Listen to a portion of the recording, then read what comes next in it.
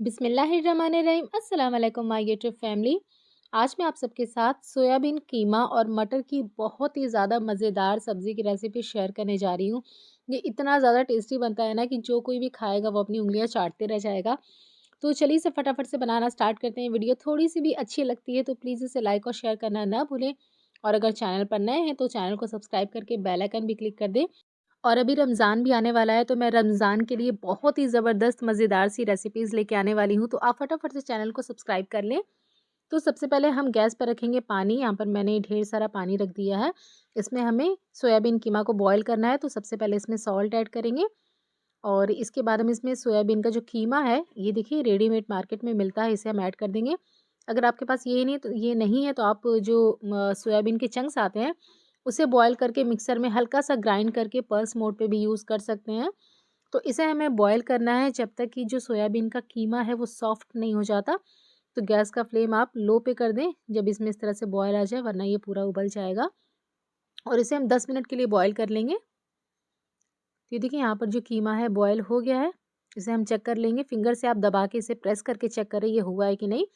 और अब हम गैस का फ्लेम बंद करके इसमें से सारा जो पानी है वो स्ट्रेन करके निकाल देंगे। गर्म पानी में से हमें इसे निकाल देना है और इसके बाद हम इसे ठंडे पानी से वॉश कर लेंगे, जिससे इसका जो कुकिंग प्रोसेस है वो रुक जाए। कीमा जो है वो ओवर कुक ना हो जाए, तो हम इसे ठंडे पानी से धो लेंगे। और इसके बाद इसे इस तरीके से स्क्वीज़ करके इसके अंदर का सारा पानी हमें निकाल देना है, जिससे कि जब हम इसे ग्रेवी में डालें, तो ये ग्रेवी अच्छे से एब्ज़ॉर्ब कर ले। तो पानी आपको सारा इसमें से निचोड़ के इस तरीके से निकाल देना है। तो ये देखिए सारा सारा जो पानी था वो मैंने यहाँ पर निकाल दिया है, बिल्कुल ड्राई हो गया है हमारा जो कीमा है। तो इसे अभी हम साइड में रख देते हैं और अब हम तैयारी करेंगे ग्रेवी के लिए। ग्रेवी बनाने के लिए सबसे पहले कढ़ाई में हम लेंगे सरसों तेल और इसे अच्छे से गरम करेंगे। सारे इंग्रेडिएंट्स की लिस्ट आपको नीचे डिस्क्रिप्शन बॉक्स में मिल जाएंगे, तो आप वहाँ से चेक कर लें। गरम तेल में ऐड करेंगे ज़ीरा, लौंग, दालचीनी, छोटी इलायची, कुछ काली मिर्च के दाने, तेजपत्ता। और हल्का सा सौते करने के बाद कुछ सेकंड्स के लिए खड़े मसाले को तेल में सौते करें। इसके बाद इसमें बिल्कुल बारीक कटा हुआ प्याज आप ऐड कर दें। प्याज को हम हल्का सा ब्राउन होने तक कुक करेंगे। बहुत ज़्यादा ब्राउन नहीं करना, बस लाइट ब्राउन। ये देखिए लाइट ब्राउन यहाँ पर अनियन हो गए हैं।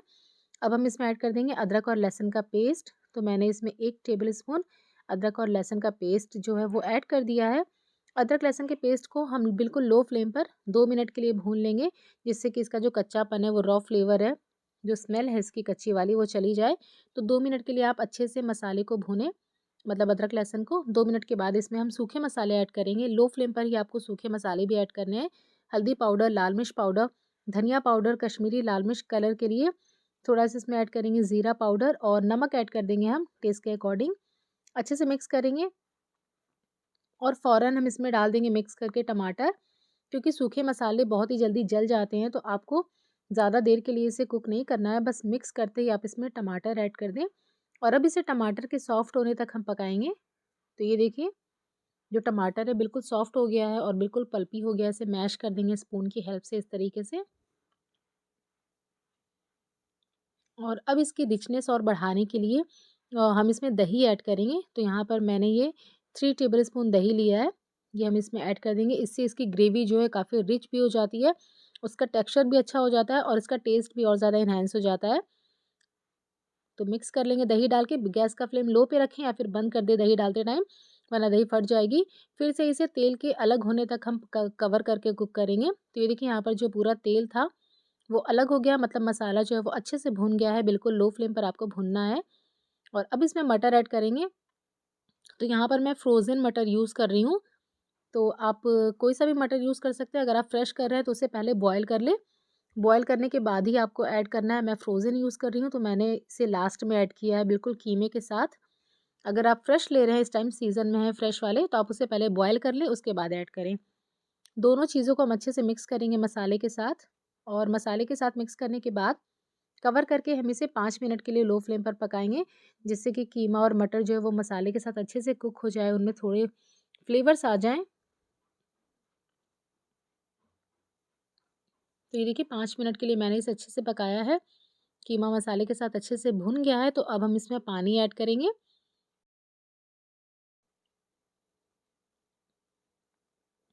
इसकी जो ग्रेवी होती है वो बहुत ही पतली नहीं होती है, बिल्कुल थिक सी होती है, तो मैंने इसमें ज़रूरत के हिसाब से पानी ऐड कर दिया है।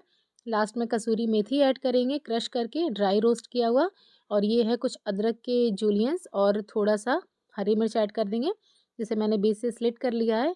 सारी चीज़ों को मिक्स करेंगे और अब हम इसे कवर करके कुक करेंगे 5 मिनट के लिए, 4 से 5 मिनट के लिए लो फ्लेम पर। ये देखिए मैंने इसे 4 से 5 मिनट के लिए लो फ्लेम पर कुक किया है। और लास्ट में इसे फिनिश करेंगे हम थोड़े से गरम मसाला पाउडर और हरे धनिये के साथ। गरम मसाला पाउडर यहाँ पर होममेड है, तो मैंने हाफ़ टी स्पून लिया है। अगर आप रेडीमेड यूज़ कर रहे हैं तो 1 टीस्पून लें, क्योंकि होममेड जो होता है वो ज़्यादा बेस्ट होता है। इसकी रेसिपी मेरे चैनल पे अपलोडेड है। लास्ट में इसमें 1 चम्मच हम बटर ऐड करेंगे और इसे बस कवर करके रख देंगे। जब बटर अच्छे से मेल्ट हो जाएगा, इसके अंदर इसकी अच्छी सी खुशबू आ जाएगी, बटरी वाली फ्लेवर आ जाएगी। उसके बाद हम इसे सर्व करेंगे, तो आप इसे कवर करके छोड़ दें 10 मिनट के लिए। तो ये देखिए 10 मिनट बाद मैंने इसे सर्व कर दिया। आप इसे रोटी, पराठे, चावल, पाव के साथ सर्व करें, बहुत ही ज़्यादा मज़े का लगता है। तो एक बार इस रेसिपी को ट्राई ज़रूर करिएगा और अपने फीडबैक मेरे साथ शेयर करना बिल्कुल भी ना भूलें। मिलते हैं एक और नई रेसिपी के साथ, तब तक के लिए अल्लाह हाफ़िज़।